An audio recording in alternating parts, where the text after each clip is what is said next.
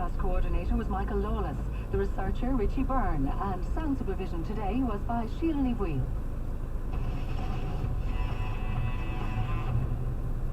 Would you look at her over there? Looks great. A bit of work done there, I'd say. Jim brought her in last week. I'd say that cost him a pretty penny. Only €129. No way. Sure, the lips alone would cost a fortune. I was talking about her car. She booked it in for a service. What? Book your Motorcraft service today for €129 at your local Ford dealer. And let Christmas come early with a free €20 fuel voucher. Offer applies to Ford cars 5 years and older. Prices quoted are recommended retail prices and are available at participating Ford dealers. Further terms and conditions apply. Christmas comes early to all Brown Thomas and BT2 stores. With 20% off almost everything, now is the time to find those special Christmas gifts.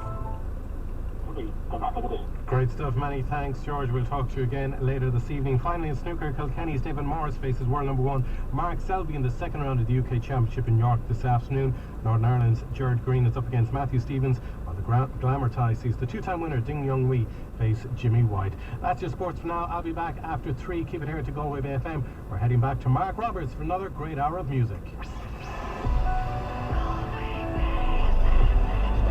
The Feel Good Factor with Mark Roberts on your Galway Bay FM.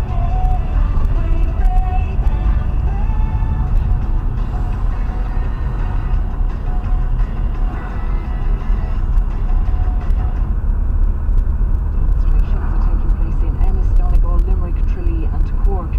Deputy Paul Murphy of the Anti-Austerity Alliance says today's events are being held ahead of a mass demonstration in Dublin on the 10th of December. I think we will have thousands of people on the street today in a number of different cities and locations across the country. It'll be a very strong message of people saying that they haven't registered for the water charges, saying that they're going to refuse to pay. And it's a step with the major protest on the 10th of December organised by Right to Water. The government's being asked to demand answers from London on why our high-speed internet connections to the UK are being monitored.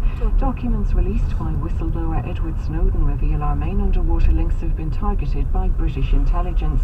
Transparency International says it raises questions about why this is happening and what's being done with the data. Chief Executive John Devitt says we need an explanation. The government needs to ask questions of the British government. First might be of the British ambassador. I'm sure calls have already been made to Downing Street and to the Foreign Office in the UK. If not, then they might want to pick up the phone soon, because I think we have every right to know why GCHQ has been gathering this information. It's emerged millions of euros to be transferred between banks without any armed escort for the first time since the height of the Troubles. It's understood the cash-in-transit escort security ceased operating 2 weeks ago. It's believed the move is due to financial constraints. Reporter with the Irish Independent Emma Jane Haid explains. It's understood that the cash-in-transit service operation ceased a fortnight ago, 2 weeks ago.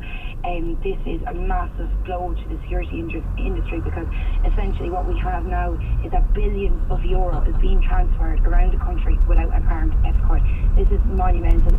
Police in the north are investigating an aggravated burglary in Ballymena, County Antrim. It's understood a number of men entered a house in the Moat Road area, where it's believed a 39-year-old man was threatened with hammers and a handgun.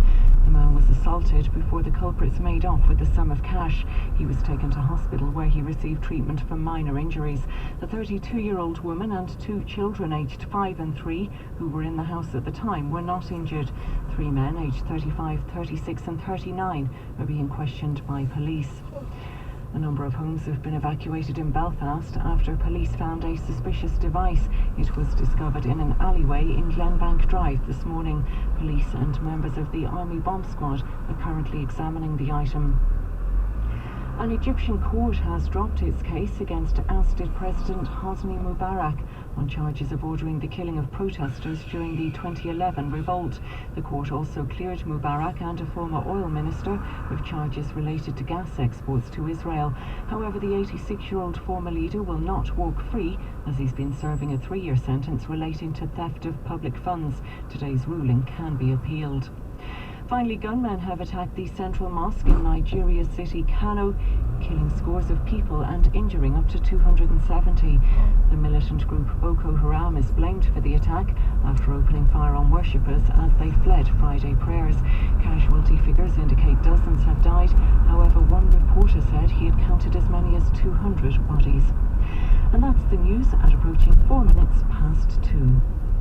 To sport, and in the Premier League's lunchtime kick-off, Arsenal have just taken the lead at the Hawthorns through Danny Welbeck. It's now West Brom 0, Arsenal 1. Chelsea, meanwhile, can open up a 9-point lead at the top of the table later. They're away to Sunderland in the 5:30 kick-off. In the 3 o'clock games, Liverpool could ease some of the pressure on manager Brendan Rodgers with a win over Stoke. Captain Steven Gerrard drops to the bench for this one, and the Reds' last top-flight victory came over a month ago, but Rodgers says now is not the time to start feeling sorry for themselves. We just need to focus really on the now. You know, I said to the players the other night, what's happened before now and the season is gone. You know, we haven't been on a good run, but let that be the making of us. And obviously in sport you get the chance to go again. Elsewhere, Manchester United entertain Hull. Aston Villa begin life without Roy Keane when they visit Burnley. QPR at home to Leicester City. Swansea face Crystal Palace, and Newcastle are away to West Ham. New signings Noel Hunt and Sean St. Ledger started on the bench for Ipswich in the Championship's lunchtime kick-off. It remains scoreless at the Valley, where Charlton are the opposition. In the Scottish Cup 4th round's lunchtime game, it's still Dundee 1, Aberdeen 1, while here at home, Johnny McDonald is the new manager of Drogheda United. He leaves Shelbourne after 18 months with the Dublin club, replacing Damien Richardson, and he'll be assisted at Hunky Dory's Park by former Republic of Ireland midfielder Mark Kinsella. To golf, Rory McIlroy's challenge at the Australian Open came apart during his 3rd round, dropping 5 shots in just 2 holes on his way to a 5-over par round of 76. The world number 1 ended the day on 1 over par, 6 adrift of joint leaders Craig Chalmers and Brett Rumford. While in rugby, after Munster's dramatic 21-20 win over Ulster last night, Ospreys could regain the top spot in the Pro 12 table this evening. The world side are in Dublin to face Leinster in a quarter-past-5 kick-off at the RDS. Connacht will also be in action later when they host the Scarlets at the sports grounds from 7:30. Elsewhere today, the England and Wales players both have one more game to play in the November International Series.